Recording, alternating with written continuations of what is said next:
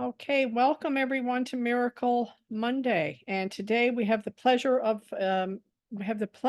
having Julia Day here today. We've had Julia here before with her partner, but today it all just panned out. It all happened very spontaneously and miraculously. Julie is here today to give us whatever she's going to give us, and it's going to be fantastic. Now, let me just get on here because, of course, I just lost my page. I have an introduction here I'm going to read. And this introduction is actually from Julia, so I'll just go ahead and read it. Today's presentation is called Resting in God, the Heart of Oneness. I used to be polarized. I cherished my strident vocal opinions. Righteous indignation seemed justified by my horizontal view of the world. I didn't understand the metaphysics of thought. I didn't realize that all my judgments were actually arrows of hatred directed right back into my seeming body-mind through timeless time. I didn't put it together until I learned to venture deeply within and surrender to the inner wisdom guiding me, which revealed, oh, so many treasures, mystical, miraculous alchemies, and the unraveling of a massive ego construct of self-hatred disguised to look like events and people projected outside of my separate self. Mainly now, I feel quite Buddha-like. Yes, I'm still interested in the horizontal show, but my substance, my real self, presence of the Christ, comes through me seamlessly, from above, below, and behind this image I function as. Surrendered since 1996, it appears that I've facilitated thousands of private healing sessions, study groups, and delicious retreats as a healer, teacher, and minister of the inner Christ, our one self. Yet silence remains the holy light of love I am, unchanged, sustained, and all surrounding, infinite, indiscriminate, and all throughout all images perceived as you and me and it, and that, and then, and when, and why. Today, let's take a deep dive together in a transmutative awakening to the self we've never lost, still as God created us. Let's rest together, you and I, as one. Let's open these temple doors. And so welcome, Julia. Beautiful. Thank you. That's the voice speaking through me. And I'm grateful to be here. Thank you. And to see you all. We're grateful that you're here. I truly do know that we are one self. And we know it intellectually, we know it as a wonderful idea and as an inspiration. We know it as a correction. And with deeper and deeper practice, we know it through every, we could call it portal of the body mind. So it's the mind, but it appears to be our awakening self here in our story, in our movie here, in our pantomime, our puppet show, our marionettes. The practice of stepping back, and the Christ in me steps forward and blesses the world. The practice of stepping back and disengaging from the visual stimulating horizontal show of movie land is something that I may have already known this before this lifetime. It matches a lot of Eastern thought, Eastern esoteric thought. When I started this life, I had a lot of mystical experiences all the way through. I had a recognition of past lives that was really easy to access.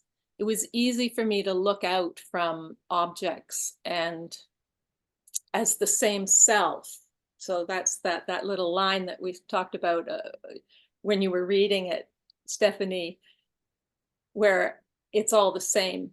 From any object, the witness is the same self witnessing. So that includes animals and garbage cans and nuclear bombs and parasites and hunks of paint. It's all the same witness seeing out of apparently different forms. So it wasn't hard for me in this life when I started to get some direction and started to meditate deeply, which really came online all throughout my life, but especially in my 30s. I realized that I was really happy meditating because I would fall into this presence within the mind, not within the head, but within the wholeness that's behind the horizontal show. This direction backwards, as opposed to the way the body's built, is to always be looking forwards, to be like driving on a highway and looking out, having our heads plastered to the windshield and anticipating all the time the future and carrying with us the terror of the past. I grew up with a father who was mainly blind. I mean, he was officially blind, and he did all the driving in our family. I was pretty terrified passenger in his car. We all were. And there were lots of episodes of being bopped around inside screaming metal. And so that what we were talking about before we started today, we were talking about the grip in the body. It's really in the mind outside of time that believes it's separate from heaven, where it's never actually left, but it's dreaming of separation. It's dreaming of a void, and then it's big banged, all this fragmented, hiding places to keep projecting its terror. That terror shows up in our body patterns. So it's as if we're living our life terrified of the past, which we know is an illusion of the past, because all time is now. But we are gripped in this absolute terror of how we're going to die next. Is this the moment of my death? Is this the moment of my death? Is that truck going to careen into me, or am I going to careen into the truck? Oh, great. It's one of those gas ones. There's going to be a big fire too. And maybe it'll happen near an overpass, and that'll, bring the overpass down too. And we can be crunched as well. Just all these, how many ways can the body die, is in the back of our mind. And we've lived thousands and thousands of lives. Just speaking of our individualized soul stream, we've lived thousands of lives, not to mention all of the divisions within that got us to thinking we're only one self, one small self. We are living in this, the body, we could say, is living in this nightmare of anticipation of how I'm going to be punished next. When we step back, and this is what I started to learn in the 1990s, the early 1990s was the beginning of it, and it really kicked in early 1996 with a decision that I made to put God first. The teachings that were remembered within me, because they'd already were there, so they didn't need too much, reminded me of my verticality, reminded me to remove my third eye from being out here. Most people think the third eye is really great, but the third eye is actually most of the time totally distracted in the world and the world of interpretation. So it's like taking our our unicorn horn and collapsing it back so that it opens back here. And I'm behind the body, so that it opens behind the show. It opens up in the projector instead of the movie, right? So when we talk about, some people use the analogy of sitting in a movie theater with Jesus watching the show. For me, it's actually this brings me back to the light in the projector. It brings me back to the peace, the stillness in the center that Jesus talks about. That the truth is, he says, rest in the quiet center. All healing happens in the center of, not out in the show. The best thing we can do about the show is see through the images to the light behind it. If we're watching a movie, we can also, with Christ vision, one of the ways he's helping us utilize it is to see through the images, see past the form to the light beyond. So if I'm going to be looking out at the show, see the light that's illuminating the show. And if I want to rest in God and have right-minded awareness, the Christ room, as Luigi beautifully guided everybody a couple of weeks ago here. Beautiful guidance. If I want to rest in the Christ room, I have to come back. So it's hard to come back because our nervous system is designed to keep us out on that highway of doom and trying to, within the highway, be the hero of the dream, be a great driver, be the better than some other, better citizen than somebody else. Or lose my cool driving and then have reason to blame myself and condemn myself for my bad behavior. So the nervous system is designed by the ego to keep us terrified. But when we can follow ourselves back to here, really we're back here, and open through the top to let the Christ light that we really are, and ultimately it's one single shaft of perfect light, and all the great rays are available here as our oneness in Christ in heaven.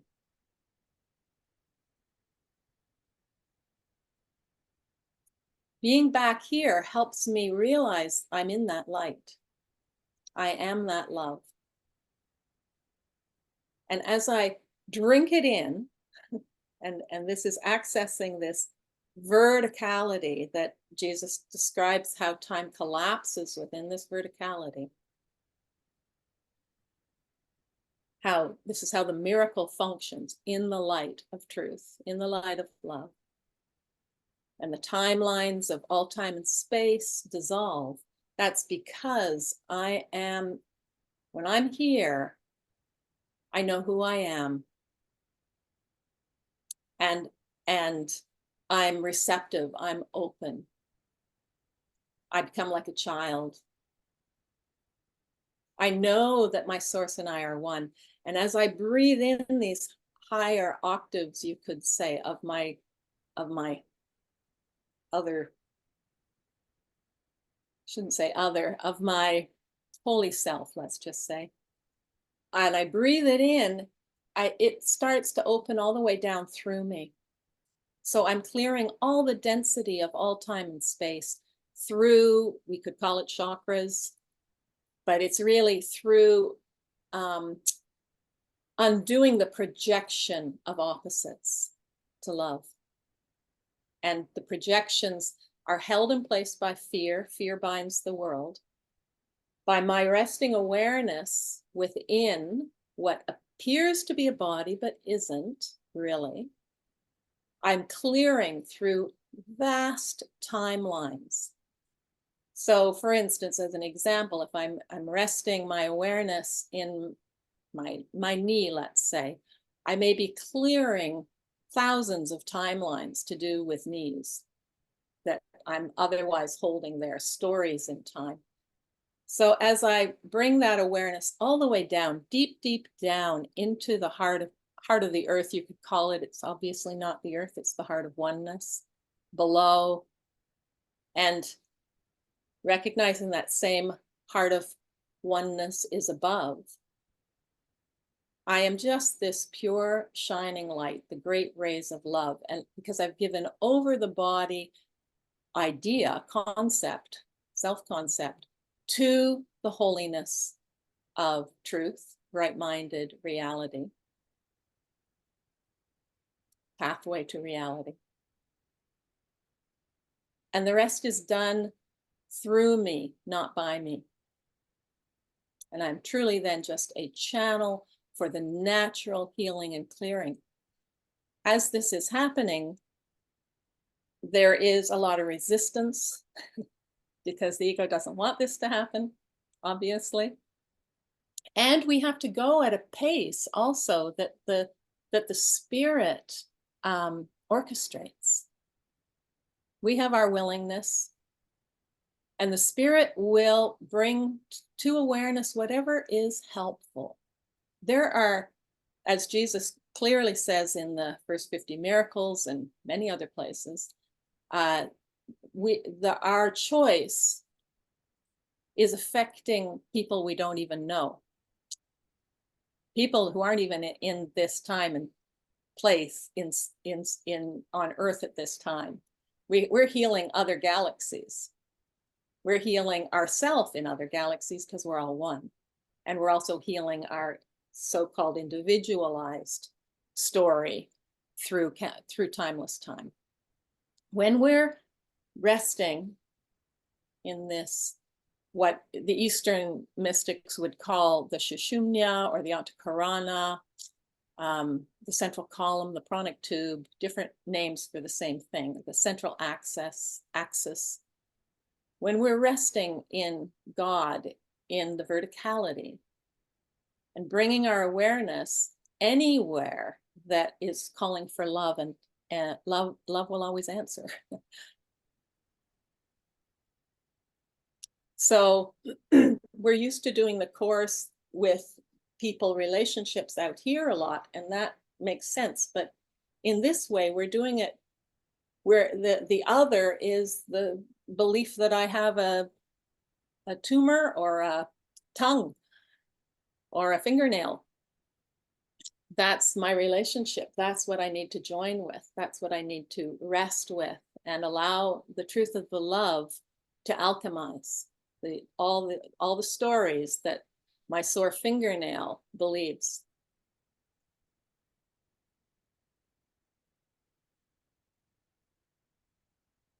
This is, in my experience, how the body heals, is through offering the body loving grace to be the avenue for the healing of the mind.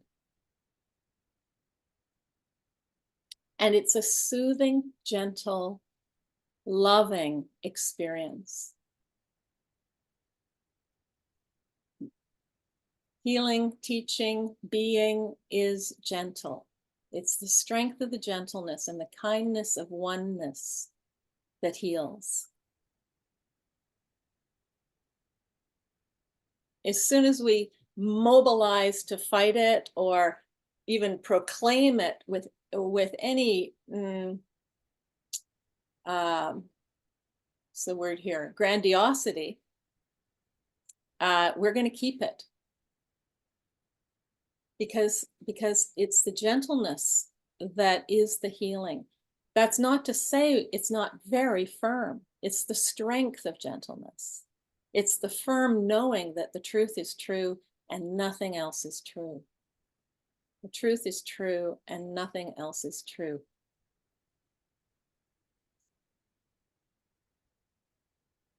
That's what it's like to move through the eye of the needle. It's like having one's own crucifixion experience and knowing that nothing can harm the Son of God because I am as God created me. This is what resting in God means to me. The fact that Jesus is, remembering right now, the fact that he's on a cross is very interesting, because the vertical reality and the and the outpouring of extension of love is what I experience as the heart of oneness, the heart of our absolute wholeness in God. And nothing can change that. And so when I was talking about bringing my awareness, becoming facile at bringing my awareness down the column, which he doesn't ever state this overtly, because there's many ways of awakening. I'm just telling you my way. I think he deliberately wants you to get it in whatever way is right in that moment and the way you're shown. But because I already had this is how it works for me. For me, my bringing this third eye back, I can go up really high here and completely drink in the great rays and the loving, absolute, perfect wisdom of the Christ, and rest in the room, the Christ room, and invite, as Luigi was so beautifully explaining, invite all my fears to meet me there where they disappear and dissolve in light. I become aware that my awareness is no longer up here at all. It's come down into the heart. And this, what they have used to call the threefold flame, the Holy Spirit fire, the purification, love, light, truth, of what, from our perspective, seems like the heart. It's the undoing of polarity right here in oneness. And then as that heart of oneness becomes known deeper down, it brings that oneness knowledge to all the me's I am in my third, my second, my root, and deeper in the stories of time, stories of density.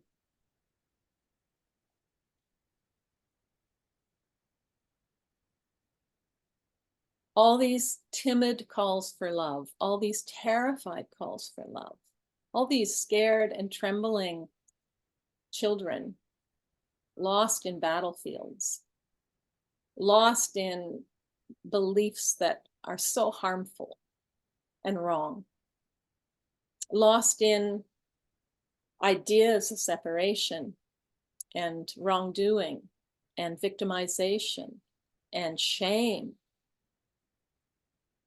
are waiting for the transmutation through the light I am.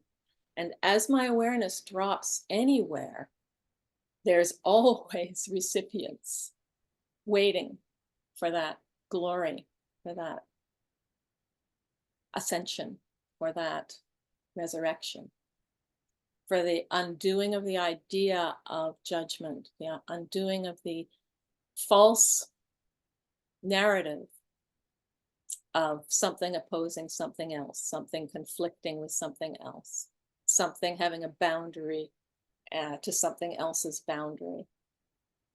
The recognition of vast spaciousness, vast expansion, holy stillness comes naturally to all these me's,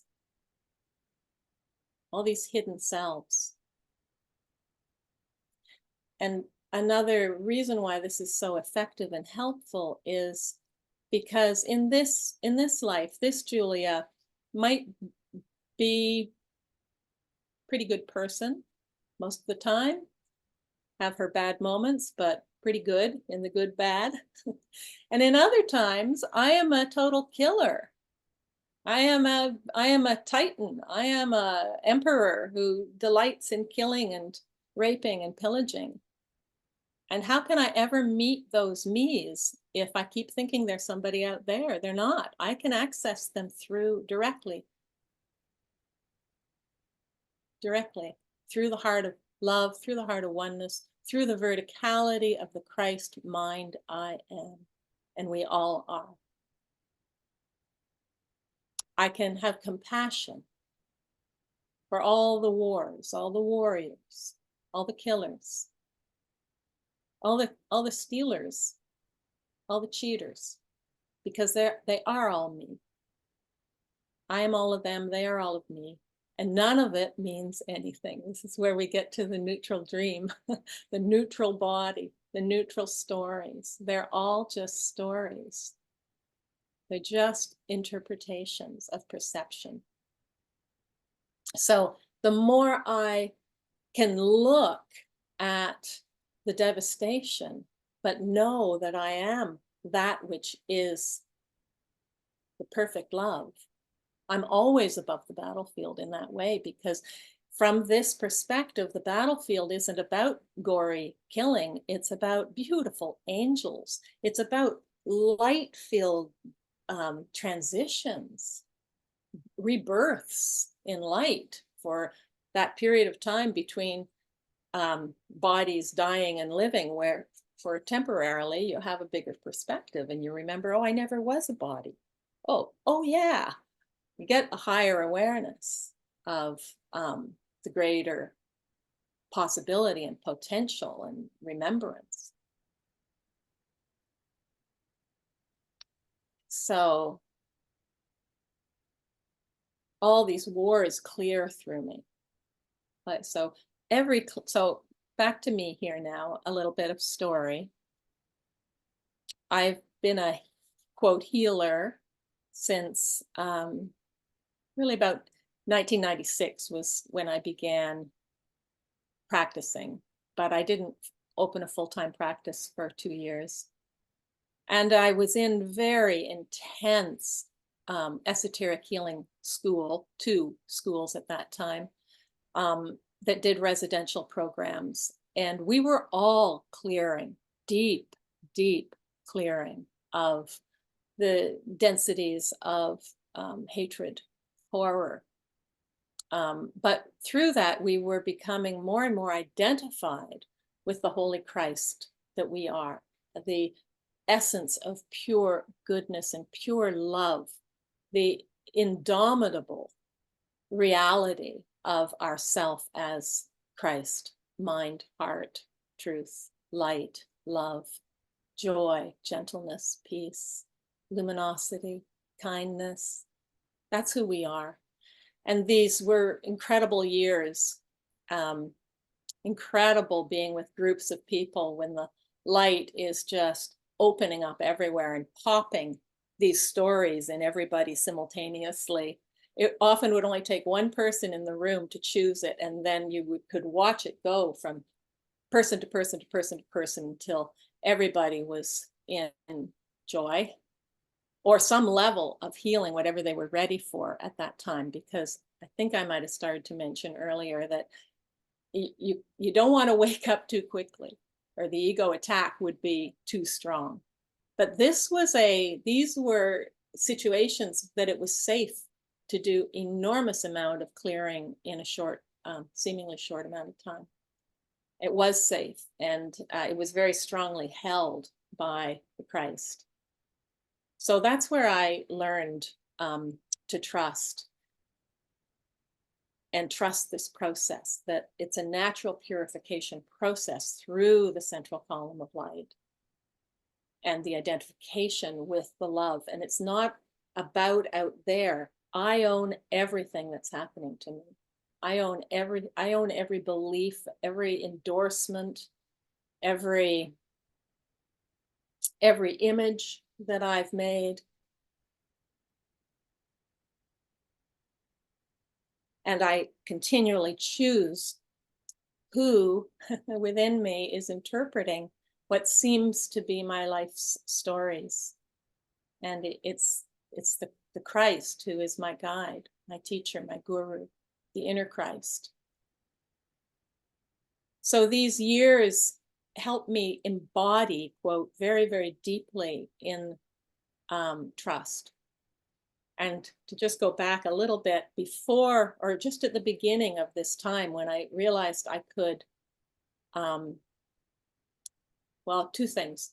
One, I made a decision in late January 1996 to put my spiritual life first, to put God first. I was a Buddhist at the time, but I did use the word God, to put God first. And then everything else would come after: my child, my dog, my lovers, my money, my profession. But I realized I had to put God at the top so that every decision I made would come from the divine, from the truth.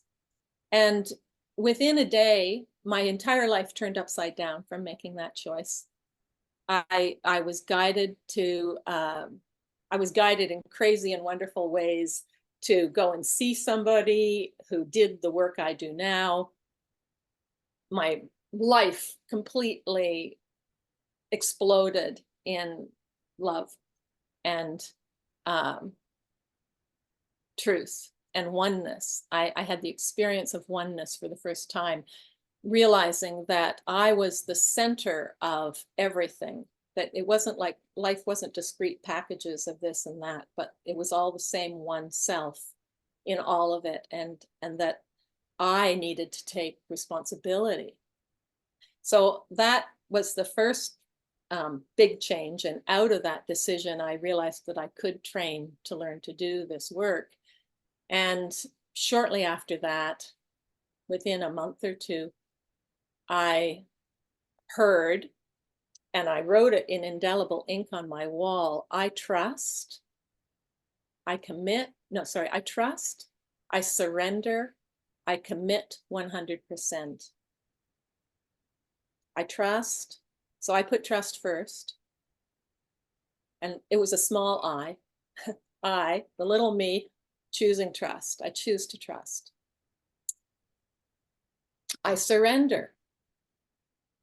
Because if I'm going to trust, I'm going to surrender. And I commit 100%. And I remember writing the 100%, feeling like, ooh, that's a lot. Am I ready for this?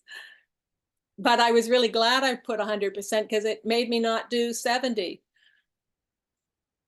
And when I would do, say, 90, I still know that I could go further when I was ready, and that I wanted to be ready. So it's interesting. I wrote that in indelible markers on my walls, and I could not paint through it when I moved out of that place. It kept bleeding through everything. So that period of time brought me into touch with really being a healer, or becoming a healer and a teacher. And I also studied craniosacral therapy, which helped me give me a lot of experience also letting the Christ use my body to join and meld with other bodies. So letting my hands, my heart, my feet, my voice, my everything be given over to the Christ for the greatest good, in oneness with whoever I'm with. And that can be distance, it's just the same, or it can be through the illusion of these bodies given over to the Christ for our awakening. And so from that, craniosacral does really wonderful work, very deep and very beautiful, neutral following. It uses what it calls the inner wisdom as the guide, so that's very open-ended. But for me, it's our one self, the Christ mind, and the Holy Spirit. And however then healing happens for another person, it happens through the imagery, symbols, experience that's right for them. So I love the way the Holy Spirit provides the opening in the way that we can receive it. So often an aspect that's terrified of God and truth as the mind outside of time and space, but in our story, terrified in a body, is often a child aspect, very innocent, very upset, very helpless, not working often with great spiritual awareness, but knowing, thinking that it can't have that love, that can't have that expansion, it can't have that purpose to be love. And so for many people, a lot of healing imagery that comes in is quite beautifully childish. It comes in the form of cartoon characters, a lot of stuffies, a lot of animals, a lot of flowers and meadows, music, and pets that reappear that haven't been remembered in years. Grandmothers show up, that kind of thing. These is all manifestations of Holy Spirit in the right-minded thoughts that present healing alchemies in a way we can receive them. So I feel that as a healer, that tenderness comes back to the gentleness of Christ. That tenderness meets the parts of us that are just so upset, so frightened, so incredibly scared because we feel so alone and misunderstood, disrespected, and innately sinful or ashamed. This is where the Christ heals us through all time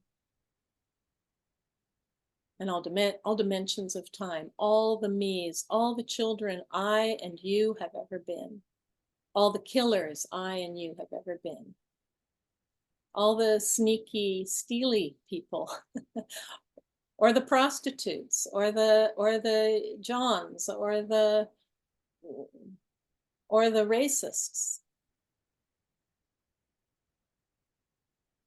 And this makes every moment of joining a classroom, how to love my brother, no matter what she is up to. My only purpose is to love you. My only purpose is to decide for truth, to see the essence of pure love shining in you and me as one. And to release all my hidden anger, all my hidden sense of injustice, all my hidden things I never knew I had. I made a practice for quite a long time of when I would walk down the street, and airports are really good for this too, or drive down the street, I would see the Christ in every person. The words I was using at the time, which are very effective for me, but you could pick any course lesson. I would say, you are the essence of pure goodness and love. You are the essence of pure goodness, light, love, truth. And I would just acknowledge that to people going by in cars, to smokestacks, to garbage, to heroin addicts, to loud noises. You are the essence of pure goodness, love, light, peace, reality. And I would notice when it was difficult. This was a good exercise. I'd notice that I didn't know that I had issues with men who looked like they were mafia. I had no idea that I was carrying that story, but I particularly found it harder for some reason. I didn't know that I was so affected by vomit on the street. Well, otherwise I would have just walked around it. But this was a beautiful way to monitor all the hidden themes of disgust, judgment, hierarchy. Mm. I had a client who came who like every client activates whatever is in me for healing, as the psychotherapy pamphlet really describes, but it's all through the course. Everybody is a pusher of our buttons. And this particular man, he really did want a healing. And I had so many projections onto him. And he was such a gift to me because I got in touch with my cold-blooded killer as opposed to my hot-blooded killer. Racism, war, all kinds of things from this one person. And when the session had finished, and I had managed the session well, but I was numb. My arms were entirely numb and I couldn't move my neck. And I worked with myself over the next few days to clear out all that this lovely man had brought to me, so for my healing. And it was a win-win. But I won't go into all the details, but to see it that way, I've worked with some people who have really pretty out there sexual practices. And at first, when I'd hear about it, I'd feel my stomach, what are you going to tell me next? And then over sort of about a 15-year period or so, I became more and more at peace, more and more able to completely, absolutely embrace the narratives without noticing that I wasn't feeling that angst. Whenever I feel it, it's a sign that it's mine. Very good. So how beautiful is that? Feedback, instant feedback. By giving over the body, the neutral body, to the Holy Spirit for healing, I can utilize my reactions to everything for healing and clearing.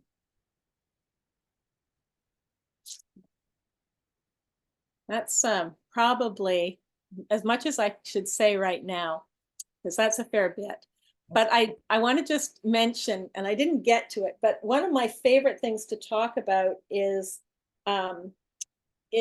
all the fun experiences I've had being animals, and how animals for me are one of the symbols of healing that the Holy Spirit uses for my expansion in happiness and joy. So if anybody wants to ask me questions about that sometime along here, I'd love to have a chance to talk about it because it brings me great happiness. That was Wow. absolutely fantastic. Yeah, I felt like very meditative. I felt like I was like in some kind of a meditative, I don't know, chamber. Just Mm. hearing everything. It's just for me, it was like almost like a guided meditation, but not a guided meditation. And something I really want to discuss in a few minutes. I'll share an experience I had about 100%, Julia. It really brought memory back for me. That Mm. started my journey. Exactly that. Mm. Yeah, it's quite an interesting story, which I'll share in a few minutes. Yeah. Short and sweet, but it really brought that memory back to me. How my journey started. Yeah. Yeah. Beautiful. So at this point, maybe we can open up the lines a little bit. Does anybody have a question or expression they'd like to bring up? There you go, right off the bat. We're not wasting any time.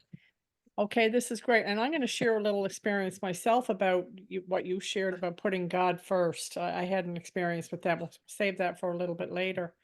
So we'll go ahead, Angela, you can go ahead and unmute yourself. Hi, Julia. Thank you so much for your talk and experience. Thank you, Stephanie and Lloyd, for having me today. Julia, I really could relate to you, as I had a teacher that spoke much of what you said today, and you had a very good reminder for me today. The question that I'm having is, when you were amongst the person that gave you the the arm got numb, and you felt this energy, I guess, if you want to call it, or the sex talk, and then you felt disrupted. Can I ask you, what did you do with that? Did you just go into the meditation as you spoke about the projection? Because you said it took you a few days to clear that. Mm-hmm. Yeah, I joined with Mighty Companions, who I trusted. I Okay. use the term Mighty Companions as my people I trusted to hold space for me. And I brought my awareness, asked Jesus to guide me as always. And at that time, I was in such a love affair with Jesus. So that was easy, just thinking the thought and feeling the safety that he carried me through. Knowing it was a classroom and asking to open to the truth of the light I am, rest in the Christ room, rest in the reality, and help guide my third eye back and just drink for a while. And then bring my awareness to the intense frozen icebergs that were here.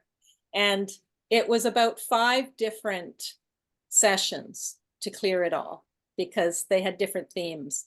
I knew when the man came that in those days I used to do a standing scan where we'd both stand and they'd be a bit across the small room and I'd be in front, and I would attune to the light in them. I'd open my hands because I really see through my hands. They're just like massive awarenesses. And I realized that this sweet man had so much killing energy coming towards me. He had lived through, I think, Angola. He'd been in the war there. He'd seen some really awful things. And I was tall and white, and he was small and dark-skinned. And he had pain body that I felt guilty for immediately. And I felt frightened as a woman because he also had rape energy. It wasn't him really, but it was what was there for healing. The calls for love were there. And he'd also seen horrendous things and been tortured. And so torture, it was all there. So in the different sessions clearing it, different aspects of those stories emerge. And it wasn't just my arm, but my arm was sort of the central part. That these were global clearings that could clear through. And of course, I saw their lifetimes that were relevant. One that stays with me still was I was the daughter of a kind of Colonel Saunders like imperialistic British, I don't know, plantation owner maybe, but it didn't even feel like it was in the deep south. It felt like it was somewhere else. And there was big walls with like jagged tops to keep the bad little black people out. And I was, in pristine white clothing, feeling very saucy and special, very, no wonder. So that was really good. That type of thing. Rape in general is a big one. Women, there's so many clearings through time of rape or unwanted sexual advances, and also the consequences of sex, even when you want it. Pregnancies that are dangerous, dying, giving birth, being born into difficult situations. Like the lower chakras really open up a lot of stories, both as men and women, both. It's not a victim persecutor thing here, but it's a lot to open up our roots and not be afraid of God, not be afraid of the truth. So these are just layers of stories that this one man presented. And so I was shown what was right for me to heal at that time. The cold-blooded killer was just, I've met other aspects of my killer, but this one was just total killing for sport. Just people are expendable. They're like game, and they're not the hierarchy there. That got to really clear through. So what I'm saying is, rather than judging my killer, compassion met these aspects of my mind and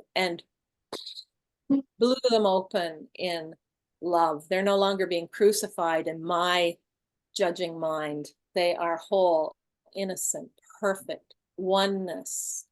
No harm was ever done. Yeah. So to maybe answer your question as a finite Beautifully. awareness in and down and through and rest in God. And Yes, thank you. And that's what I even like when I was introduced to the course, it was 1996 also. And sometimes I was heavy into it and sometimes I wasn't. So I was on a honeymoon kind of state, very, everything was Jesus, Jesus. And I want to just say, like, but looking back, presently, I am more aware of those, let's say you put the news on and I'm aware of that fast, like that politician. Oh, how can you do that? And then I'm very aware of it now. And so I recognize that within the mirror, the reflection, and go back into myself. And I just ask for forgiveness and it's gone. I don't know if that, and so perfect. That's just perfect. Yeah. If it's gone, that's working. Yeah. So that's kind of where I'm at a little bit with that. Thank you so much. What a beautiful talk. Thank you. My honor. Thank you. Thank you. I love sharing. Thank you. Okay, Mickey. Go ahead and unmute yourself, Mickey.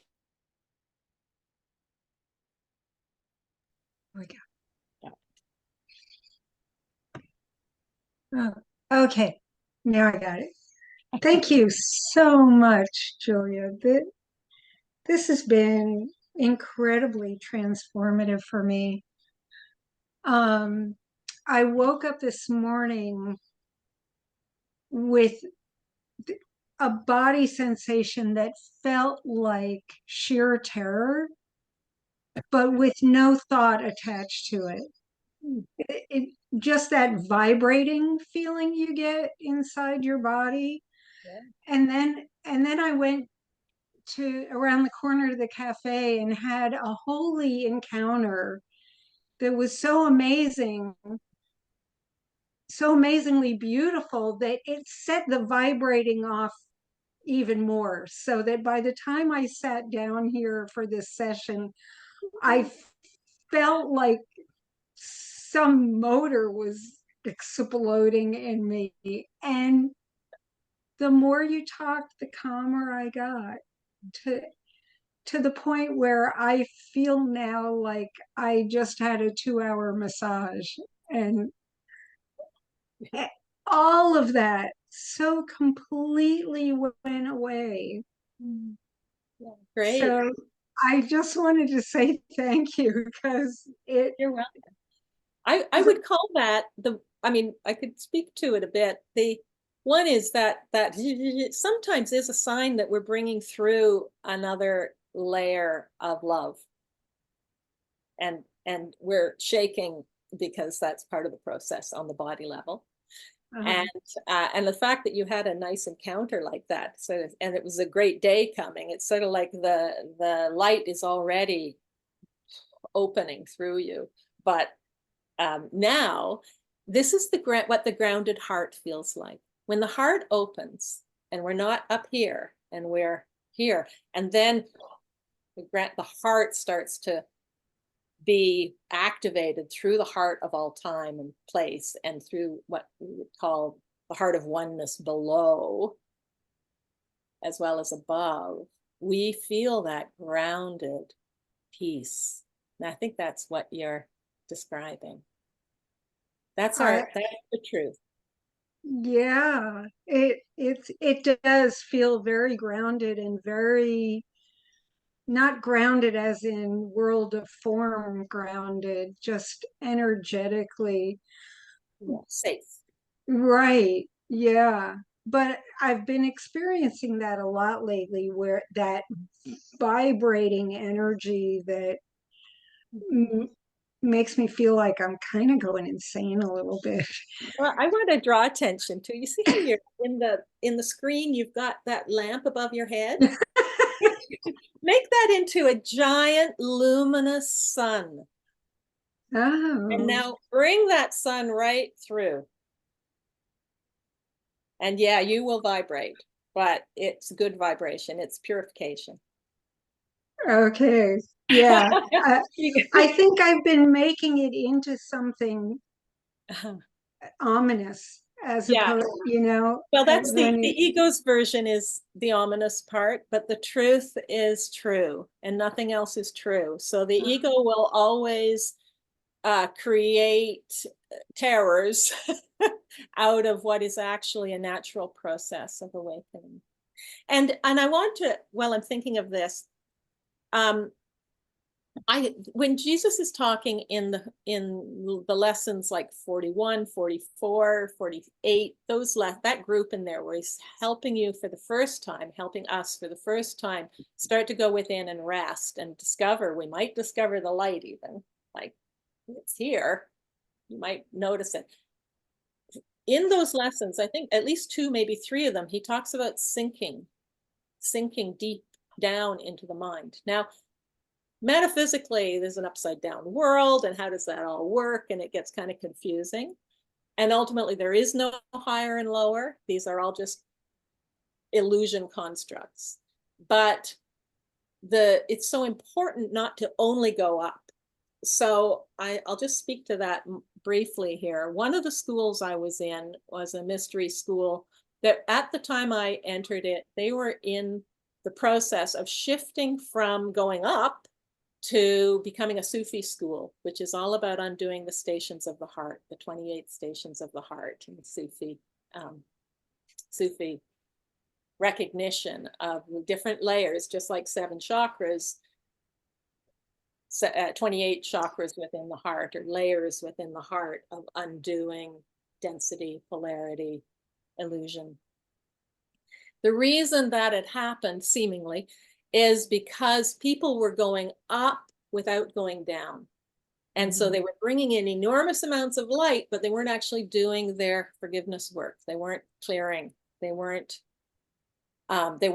was the spiritual ego was going crazy with bliss and hierarchy. And it's just another Bardot. It's the Bardot of the gods, whose gown is more beautiful and who got there first and better and fastest and etc.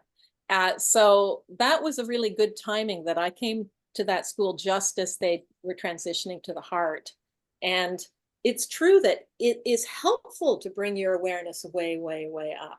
You can go very high. There are beautiful stations here. And the more you rest in them, the more your body will get filled.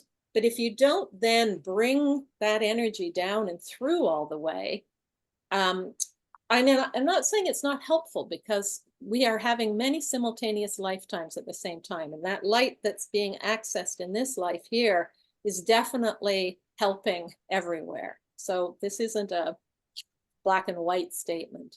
It's nuanced. But without bringing it down, we're not getting to the parts that are really calling for love, because they think they're locked in density.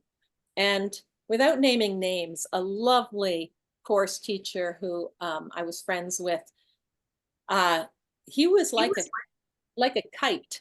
He was way up here, happy as can be, had a beautiful channel, loved the guy, but he wasn't clearing his personal stories. So he had a lot of, real judgment going on about his life.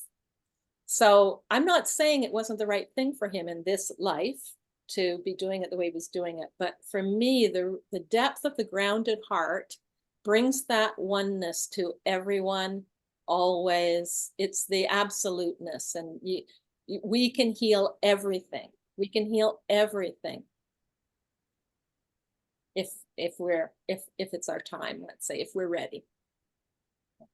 It's not avoiding the earth, the density realms by saying I'm out of here, because that's a real tendency when we know we're not a body and we're practicing the course to get mad at duality and say, well, I'm not here in duality. It's meaningless. It doesn't matter. And it's true. It absolutely doesn't matter, except there's aspects of me that are being left behind or abandoned if I'm running away from them. So yeah, so that's why I see that light above you there, that sun, and just be it. Let it come all the way through. It's everywhere. There's nowhere it is not. And Julia, can you speak to, I've had this experience, but I know others have too, because, Lloyd and I speak to several people now who's going through the eye of the needle, and it's like you're in this terror. Okay, so you're in, like, let's call it a visualization or a meditative state, and you know the light is there. Because I mean, I've experienced it many times, that vertical love, that vertical alignment, the Christ of God. But there's times when the terror seems so strong that you just can't get there. Uh-huh. What I have done in those times is I just welcome the terror. I just let it be there. I don't try to control it, in other words. I don't feel bad about it being there, because that's, of course, where the ego wants you to go, to feel bad about the fact that you Yeah. can't access the light. So I'm Mhm. wondering if you could speak to that. Yeah, it's a really important place. This is the acceptance, accepting all things exactly as they are, not fixing. That our mind is so used to wanting to do the right thing and have results.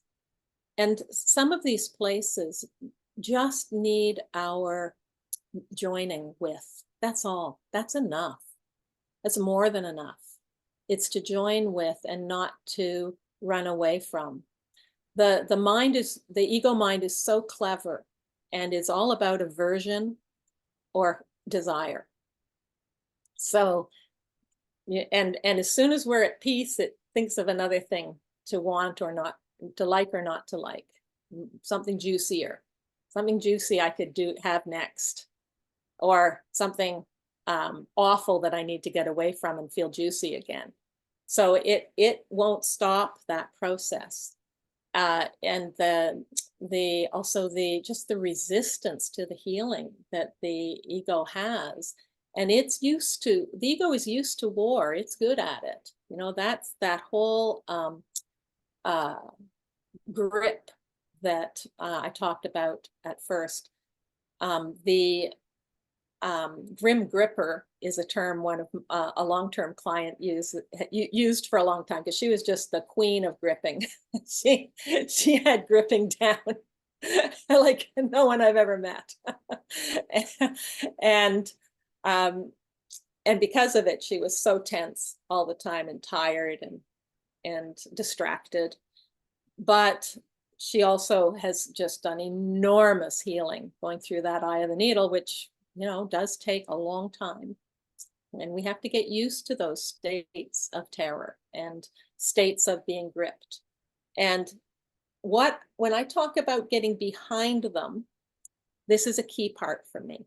If we want to be joining in the Christ in the grip. Right. To access the Christ, we can't be out in the picture. We have to be step back, so the Christ in me steps forward and blesses the world. In healing, if I'm, let's say, lying down, for instance, I want to be as if I'm not lying in my body, but more like I'm behind it. That column isn't in the body. It's actually, it's an etheric, or that's even the wrong word. It's where the altar is. It's another way of saying it. Most of the time he talks about the altar. It's this. And what'll happen if I'm in a nightmare, maybe it's easier if I use a real story here, because then you'll get the details in a way that it might drop in better. I was in a situation, advanced craniosacral opportunity, residential, with just a small group of people. And it was about 12 o'clock at night. We were doing multi-hands-on sessions. And we would take turns doing multi-hands-on sessions. So we'd each get a session a day. And I was going to be the next on the table. And I had been the lead therapist in the session just before, and it had gone into some territories that really activated me. So although it was a break before the session was supposed to start, I all of a sudden, out of nowhere, was remembering my birth in total technicolor. And it was wasn't a good birth. And it was the most visceral experience I had ever had. The taste, the smells, the horrors, the whole thing was, and this was about the 17th time I'd remembered my birth. So imagine that was what was waiting at the bottom of the well of my birth stories, was this extremely vivid recollection in real time, where I was the figure on the screen.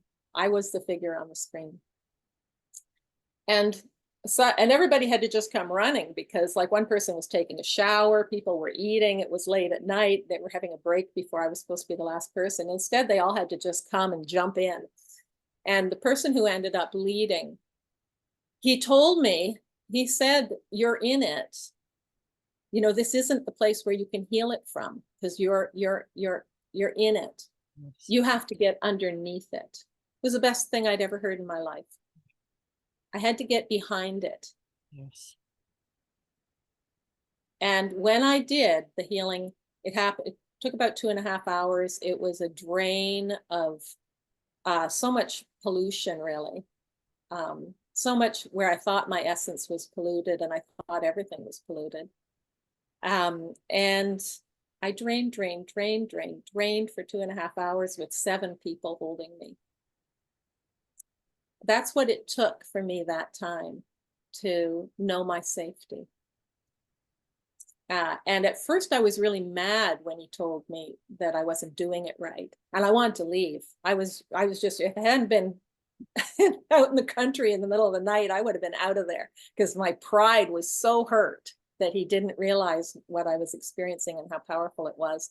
But he did, actually. He was totally right that I was in it instead of behind it. Yeah. So how did you shift, do you think, from being in it to totally behind it? Well, to use the course idea, it would be like remembering you are the projector. You're the light in the projector. You're not what the body is playing out. And the timeline, you know, the timelines have already been written. The timeline has you looking like you're in agony, but you don't have to be in agony. Yeah. The timeline would have looked like I was in agony for 2.5 hours there. Right. It looked very extreme. Yes. But I once I fell back into the peace of God, the whole thing could just flow out, like, you know, like dams, river dams were being dissolved, and the flow until I knew myself as the Christ and not as this pain body. Right. Yeah. That's very good. And Hopefully that helps, keeps it simple. for me, it feels more like, well, I shouldn't say more like, but for me, in what you just expressed, it feels like a pure desire, or and a complete allowance that comes with that pure desire. Yeah. To desire only God. Right. So Only that's what allows for that shift. It's not something I do, but it's rather something I allow for. Yes. Yeah. I just release all my thoughts in the best way that I can. And I Mm. allow the experience of, like you say, being that shaft of light, joining with the Christ mind, being the projector. Yeah. And safety. This is about safety. And it's a Um, miracle. For me, it is. the miracle Sorry? is, yeah. Can you say that again, please? The miracle for me is that complete feeling of safety. Yes, that's it. What I love in healing, at least at this time in my life, like the word that I'm really loving so much is permanence.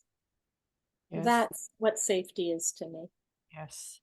The permanent reality that's ever present all the time, no matter what my my fear interpretation says.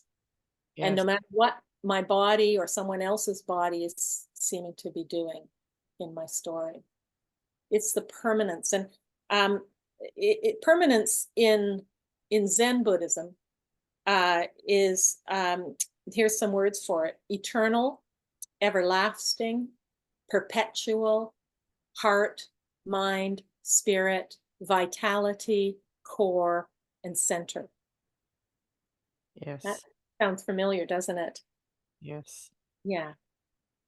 It's a permanent, formless luminosity that extends forever. And when we have what, in my experience, I've had many delicious openings, and some of them I would call revelation, and some of them are like incredible love feedings. Yeah. And in the love feedings, that safety is being realized, that I am absolutely safe no matter what, that nothing can harm me, nothing has ever harmed me. I've never died, no one's ever died. No one is who they think they are. We all know we're not here. Everyone knows we're not here. This game, everyone is not here, and everyone knows it. Yeah. Yeah, we're just pretending. We're pretending in this video game. It's sort of like a aquarium with fish in it. Yes. We're pretending, but we're not in it. Yeah. And everybody, and that's so beautiful for me that everybody knows that. That's come through as a teaching. And one of the things that I cleared a long time ago, but after it, I never got bronchitis again. So all through my life, I had terrible pneumonia, bronchitis, laryngitis, laughably so, and nothing would take it away. Months would go by. Sometimes during my, what I would call eye of the needle, if you will, but you know, I don't know where I am in any of it, but it was 7 months of bronchitis while I was clearing some really dark stories. And the clearing really came, and I was having night sweats every night, like up to 5 times, wetting right through to the mattress, Right. shaking and crazy stuff. But I was clearing the debris in my unconscious mind. So I was the light of the world while all of this was going by. Yes. And then it came in a dream, actually, but it was a sexual ritual abuse cult that I'd apparently been in long ago, other times. And I'd been both a baby sacrificed in it and kind of part of the team. And there were players in that story who were in my life, in this life, so that I could heal it, and had activated some of it so that I could heal it. That's why we're here again, is not to keep it, but to heal it. And I had such a beautiful recognition of seeing through the story to the reality of our oneness and holiness and innocence. And after that, that was 1998, I think. Yeah, 1998. And I didn't ever get sick again like that. I now, if I get a flu, which I don't very often, but I don't have a cough. I don't do coughing anymore. All that grief that was being carried in these stratas of the stories, where it was gone. I didn't have to play that one out anymore. And other things that would have played out in there would be all the times dying of whooping cough and tuberculosis. And I am allergic to mold in this life, so that still brings it up and says, the little mold spores are going to get me. But but I live with it now. I don't panic as much. I don't have the high anxiety when I have a mold situation. I can laugh at it, let the body go through its moldy life, and have a smile, because it can't hurt me. Yes. I am not a body, but I am embodied. You see, Yes. I am fully spiritually embodied. That's why I say it's here on my brochure. Spiritual embodiment means resting our awareness in the quiet inner center, deep within, timeless and whole, anchored vertically through all worlds as the grounded presence of pure love, the heart of oneness. Beautiful. Beautiful. And that's as we still seem to walk the world, knowing ourselves entirely as love, spirit, Christ, walking in the world like a master. Before we go on to, we have a couple more questions. I'd just like to share an experience that I had about that 100%, and also the first experience I had absolutely knowing that I wasn't a body. And I was at a mystery school, And we had been asked to draw a card with our greatest desire on that card. And you got to picture this as about 600 people. And then we were to go in this 5-acre field that had a fence around it. And we were to give our cards over to a couple of people, and we're going to place these cards with tape around the outer perimeter of this 5-acre field on the fence. Now, my card that I drew, and all I drew on it was 100%. Uh-huh. Nice. That was it. I I love it. wanted to trust in God 100%. Right. And that was my desire. So the cards are all on the fence. There's 500 or 600 people in this field, you can imagine, blindfolded. Beautiful. We had a mask on and then duct taped around so no light could get in. Yeah. And then what we were supposed to do was sit for an hour Mm. and focus on our card. And I had this vision in my mind of going through a portal. It was like a little circle at one end and then a line connecting another circle.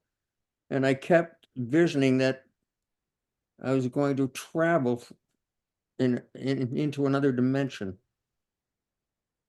And then we were given the signal, okay, now you can stand up and look for your card, blindfolded with 600 people. Okay. I stood up and I was at one end of this field, and this field was about, I would say, 5 acres, which is a pretty big field. Yes, that's a big field. Instantaneously, I went from one end of the field instantaneously, and I was standing in the other end of the field with the card in my hand. No loss of time. Beautiful. Yes. Yeah. Beautiful. I knew Yeah. that the body can't do this. Right. And But you that's did my skip life. through a dimension of time space there. Yes. Yeah. And that changed my life 100%.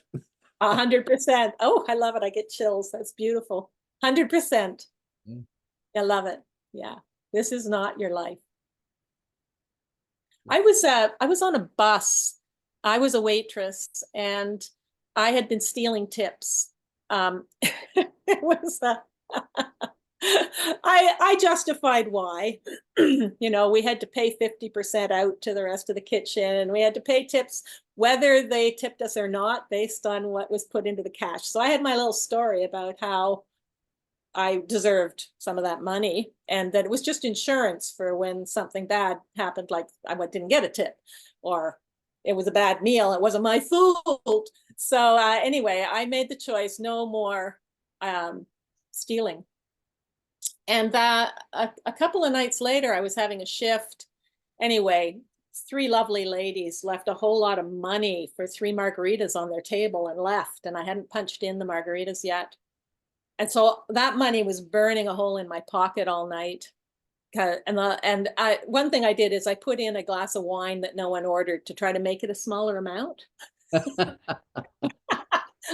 Bargaining with stealing, not stealing. And then the last thing I did at the end of the night was I punched in all 3 margaritas. So basically I paid my penance for having been tempted, and it said, I don't want it. And I felt good. I was riding home on the bus that night. It was probably about 9 at night. The sun was shining sideways into the bus. There was hardly anyone on the city bus. And out of the ceiling of the bus dropped my watch that had been missing for about a month. Wow. Wow. And it was one of those times when I thought, I think I have a bigger purpose here. Things are not as they appear. I have a purpose that may not be like everybody else's. Yeah. I need to listen to those ideas like don't steal, don't lie, don't cheat, don't take responsibility, show up, be the light of the world. Yeah. Yeah. So yeah, I love that type of thing, because it's just, you can't explain my watch falling out of the ceiling. I actually watched it go by. Yeah. There's nothing up there but the top of the bus. I've had similar. I lost a pair of $300 sunglasses, for like 2 weeks. They disappeared completely. I thought they actually got stolen. And Steph and I actually searched my truck inside and out, including the console, tore everything out of it, right? Not there. Wow. And then Wow. one week I went out to pick something out of my truck that Stephanie asked me to get, and I opened up the console and there was my sunglasses. So I find that too, like sometimes I think a dimension of time shift has occurred and your sunglasses are some clue Right. that they were in the other dimension of time. Yes. I find things don't match up sometimes. Yeah. Like, you know, I walk into my living room and there's a child's toy in it that is just was not there and I've never seen before. Yeah. But it was obviously some piece of a different place where they don't match. Yes. Mm. Yeah. All right, let's take a couple of questions here so we don't Okay. run out of time. Yeah. Okay, Doreen, go ahead. Hi, Doreen. That's my mom's name. Hi, Julia. I know. Thank you for telling me that in the email. First of all, I want to thank you for being so open and honest. That's so helpful, especially about the stealing. And what you told me about your watch makes me think of the Truman Show. I don't know if you know the movie. Oh, yeah, I with haven't Jim seen it Carrey. recently. Yeah. Yes, Watch it again. exactly. Mhm. I recognize a lot when you were telling about your sicknesses, your journey with your sicknesses. I have been sick a lot, and it's been a while, so that tells me I'm making progress. But I really recognize your troubles with your sinuses, your bronchitis, and all that, troubles with your throat.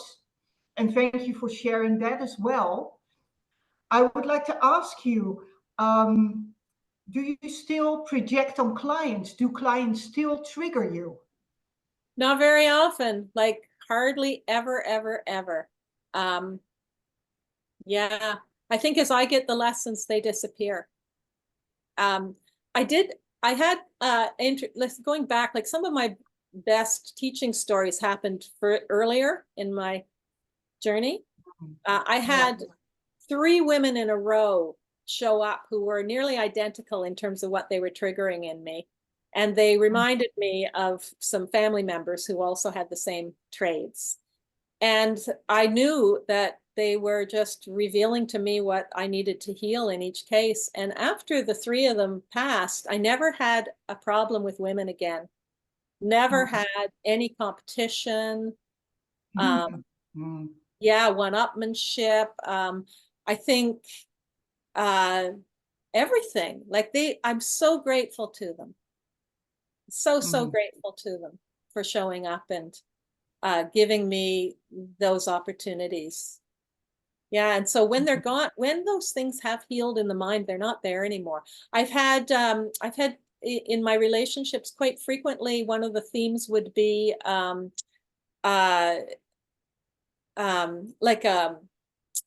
what would be the word? Casanova type kinds of. Oh, did she go? Where'd she go?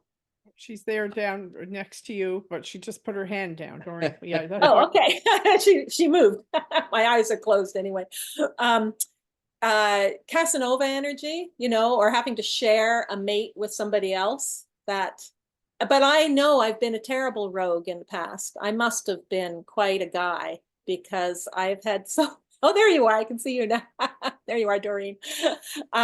Because it was obvious that I was healing that from who was showing up in my life and what opportunity I was having to let go again of specialness. Right. Yeah, specialness. What a gift to let go of specialness. Isn't it? And it's excruciating, and it can be very long. You know, it can take a long. Yeah. So I have had that awareness over time that, like when I first started my practice, I knew there were a lot of areas of my life that I wasn't able yet to really walk in the Christ and hold the Christ, but I could in sessions. And then a readiness came to be able to hold it as a teacher. And then a readiness came to be able to hold it in community or in my family better, etc. So Jesus didn't make me do it all at once.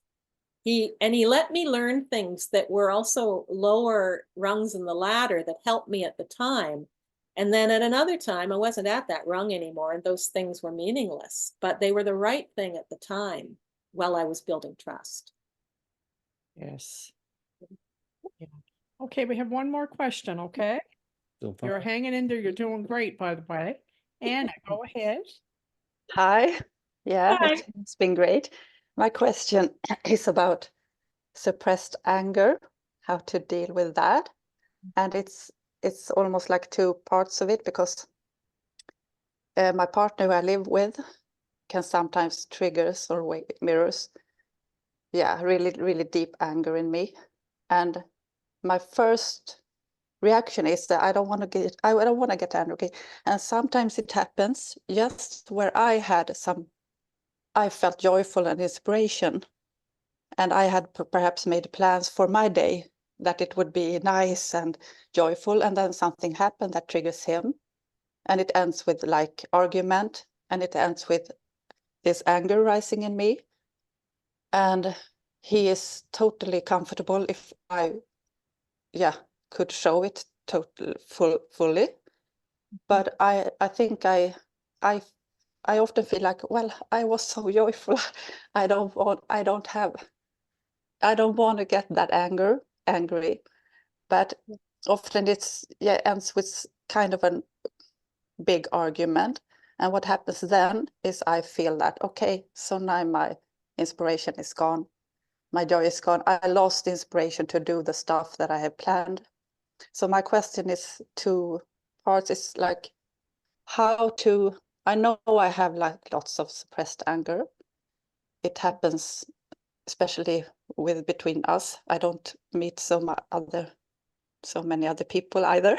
And we are like really tough mirrors. So sometimes it feels like I'm living on a workshop for personal development and trauma healing. So how to release the anger? Is it like beneficial to get angry and scream? And I have done some Osho meditations in the past, screaming and shouting pillows and stuff like that. And I just feel like, okay, I don't really want to do that. Or is it beneficial to get it out of the body or the system to do that when it gets triggers? Or is it, I believe when you do this, the more I come into Christ mind and peace, I guess the anger will dissolve, and all these egos or like these fears and will dissolve. But which method? Yeah, you understand my question, I think. I really understand your question. I really do. And I can tell you're very advanced in how you're meeting it too, because you've explored lots of different avenues of trying, and it is a really hard one, having our buttons pushed really hard by someone we live with. Ultimately, they are our savior come to set us free, but sometimes we need some space to be able to do the personal work. And so if we're living with someone where it's happening all the time, we're kind of in a PTSD state with our mind until we can get some work done to meet the beliefs behind the anger. So my first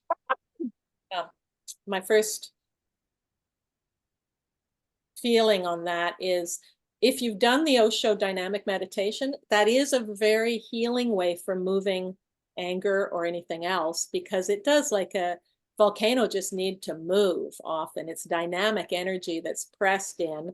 The ego loves it and wants us to be angry. The ego dangles so many reasons for us to be upset. And in an intimate relationship, we can go into a state where we become very frozen and closed down, and walking on eggshells, or ashamed because we get angry back and want to kill them. The killer comes out. The ego's having a heyday, keeping us distracted in the story. And we'll work through our partners, our life, just the same way I had a very angry mom, and she was a wonderful woman. I am so grateful to her, but in my youth, she was very violent, and I grew up in a very violent world. And the gifts she brought me through my using her image for my own healing are miraculous. But it took a lot of opportunities of giving myself the space, or the safe space, to process it, so that I could get past it being about us, the horizontal story, and come back into the verticality and meet my all the injustice, and a lot of it again comes down to inner children who are so frustrated. So we build defense systems when we're really young to protect ourselves. And some of them are to be a good girl, for instance, to be a pleaser, to become very attentive to other people's moods so that we don't step on their toes. That one's one of mine. And then another one was I will out fucking shaman you bitch. And you're gonna be the thunder and the lightning. I'm gonna be bigger fucking thunder and lightning. And my 3-year-old has a temper tantrum to do a fucking Zen stick on you and slam the doors and brouhaha you, so you'll listen to me. So I have both of those within my defense patterns. I have a very tiny little scared one who shakes and is afraid to take up any space, and I have a killer who says that's fucking enough. Somewhere in between is the transmutative aspect, and what in Tibetan Buddhism would be losing the word right now, anyway, the deities that are dynamic and dance in the flames, like Kali, for instance. So there's one, Vajra Yogini, and she's naked, and she's in the kind of the Tara pose, and she's dancing on the corpses of the ego, and she's wearing the skull necklace, and her eyes are on fire, her whole being is fire. But it's beautiful because the gentleness is in it. The strength of the gentleness is saying, that's it. No more ego. I'm not going to play this game. I am choosing the truth for me. And the truth is God. And the truth is Christ. And I'm saying no. There's no part of me can engage anymore in this conflict because it's transmuting through me. And by transmuting the anger, I can get to the stories that are underneath the anger that are always about being alone, feeling separate, feeling unworthy. And I can't get to them if I'm stuck in the anger. So I do need methods to move it until it's gone. But it's not gone in me yet. I've been living with someone for 2 years, and we're now sleeping more separately because it was too intense, because the ego kept wanting to get in there and make it be about something stupid. I can really relate to saying I am removing conflict from my life because it's just a delay. But I'm going to take full responsibility for the purification of my mind.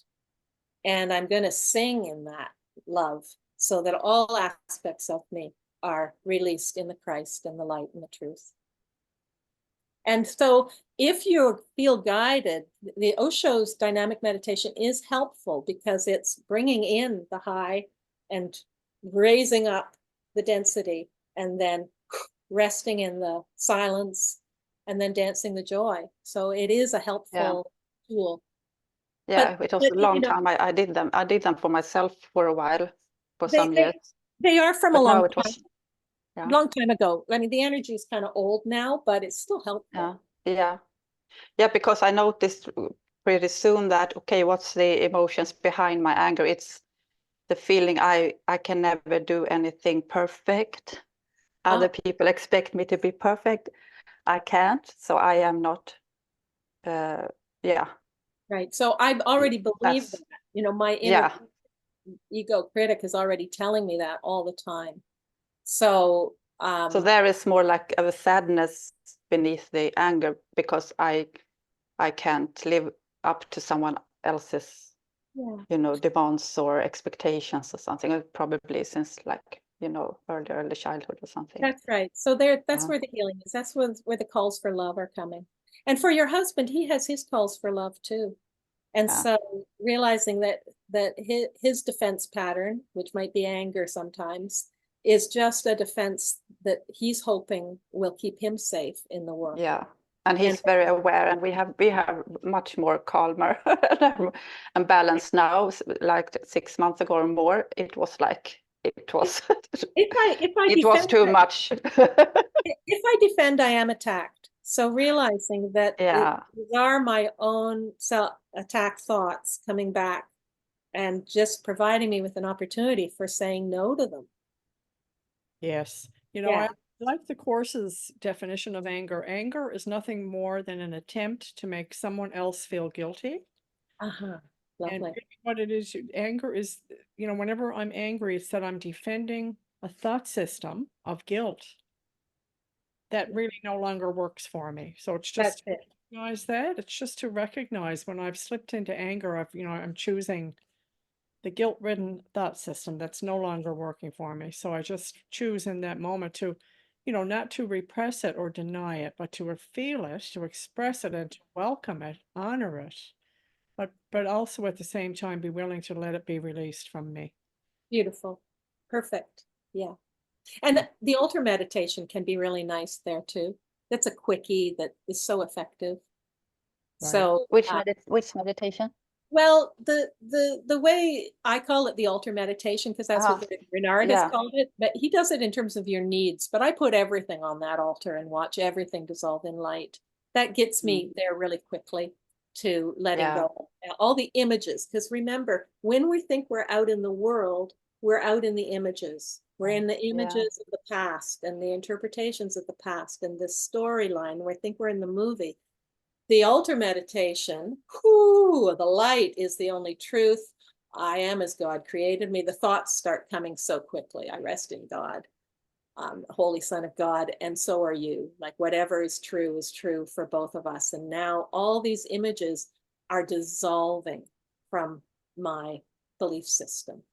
Place them on the altar and they dissolve in light. And I place my body on the altar, it dissolves in light. I've already placed my husband's body on the altar, it's dissolved in light.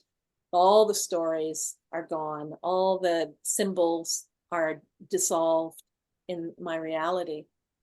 And his, and all of us, and my parents, and their parents, and Yeah. So it's like Luigi's Christ room. Yes. Meditation is a little bit like that. Yeah. Same thing. Exactly the same. Yeah, exactly the same. Yeah. And there, forgiveness lets it disappear, and I rest in God. So I look, and it does get easier and easier to look at the anger and not cower in the terror, because that's often again the child or other lifetimes, war zones, etc. The cowering, and if I can get behind it and meet that child and hold her in the truth. Right. Then she settles into the truth. And then I can see the display with kindness and compassion, but also not engage it on the level that it wants me to endorse. That's Yeah. helpful. Yeah. That's helpful. Well, guys, I feel like Thank you very much. Yeah. we're almost up to 2 hours. I just have one more question. Maybe Julie, you can help me with this. How do I forgive someone that keeps leaving the light over the stove on? Just understand that I'm never upset for the reason I'm Yeah, isn't that beautiful? If that's really the worst of your forgiveness, Master, I bow to you. You are old friends, my goodness. Oh, I love it.